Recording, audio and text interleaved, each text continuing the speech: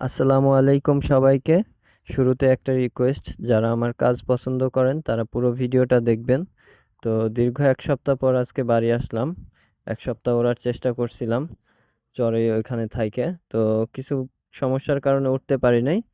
তার মধ্যে অন্যতম হচ্ছে আমার ওই জায়গাটা সমতল না, যার কারণে বারবার চাকা ফেটে যাচ্ছিল। এবং আরেকটা সমস্যা হচ্ছে আমার ইঞ্জিনে পাওয়ার কিছুটা কম, শক্তির ঘাটতি আছে, যার কারণে টেক অফ হইতেছিল না। এটা মাত্র 6.5 এইচপি একটা ইঞ্জিন। তো এবার আরেকটু বড় ইঞ্জিন কিনবো, কেনার জন্য কাল পরশু ঢাকা যাব। সবাই আমার জন্য দোয়া করবেন, ইনশাল্লাহ পরের বার উঠতে পারবো। আর আরো কিছু টুকটাক কাজ আছে প্লেনের, যেগুলো করব। তো শীঘ্রই আবার ওইখানে যাব, রানওয়েতে যাব এবং চেষ্টা করব, চেষ্টা চলমান।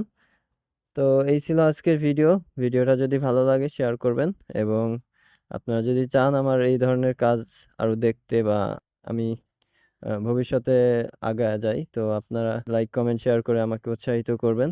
ধন্যবাদ সবাইকে।